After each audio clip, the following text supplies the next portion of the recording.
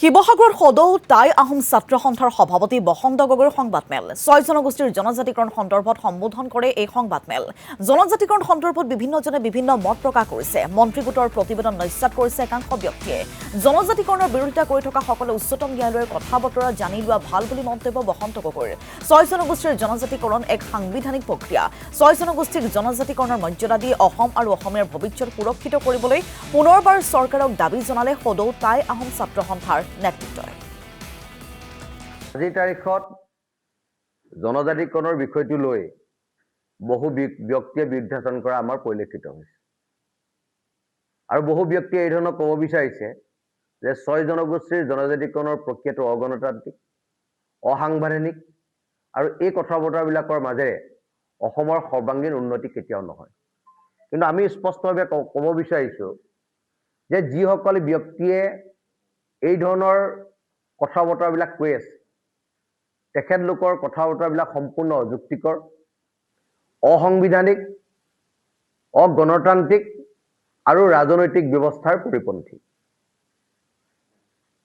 আৰু আমাক কৈছে যে ৬ জনগোষ্ঠীৰ জনজাতিকৰণৰ যিটো মন্ত্ৰী গোটৰ প্ৰতিবেদন সেইটো তেখেতলোকে নাট্যাৎ কৰিছে আৰু ৬ জনগোষ্ঠীৰ জনজাতিকৰণটো তেখেতলোকে বিৰুদ্ধাচৰণ কৰিছে।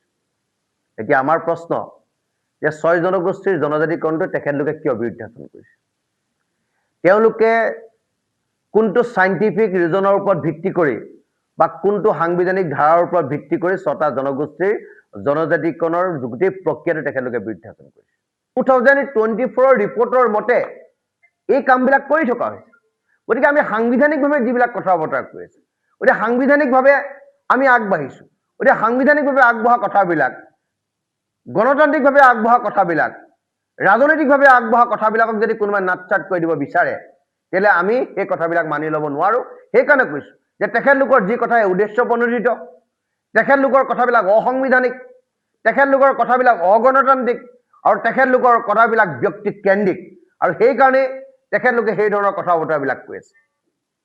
2024 সুপ্ৰিম কোৰ্টৰ সেই ৰায়ৰ ওপৰত ভিত্তি কৰি পাণ্ডা কমিটিৰ সেই উপদেশৰ ওপৰত ভিত্তি কৰিয়ে অসমত ৬টা জনগোষ্ঠীক জনজাতিকৰণ কৰাৰ দিশে আগবাঢ়িছে।